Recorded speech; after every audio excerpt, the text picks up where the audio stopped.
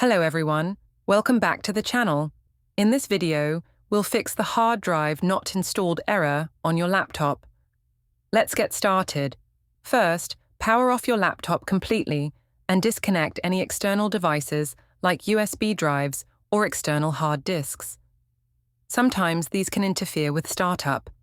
Next, turn on your laptop and press the key shown on screen, usually F2, F10, or Delete, to enter the BIOS/UEFI settings. Once inside, check if your hard drive is listed under Storage Devices. If it's missing, reset BIOS to default settings, save, and restart. If the drive still isn't detected, power off your laptop again, remove the back cover, and carefully disconnect and reconnect the hard drive. A loose connection is a very common cause of this error.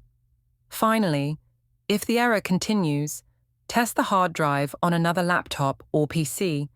If it's not detected anywhere, the drive may be faulty and will need to be replaced, after which you'll need to reinstall Windows. And there you have it. That's how to troubleshoot and fix the hard drive not installed error on your laptop. Don't forget to subscribe for more helpful tutorials. Thanks for watching.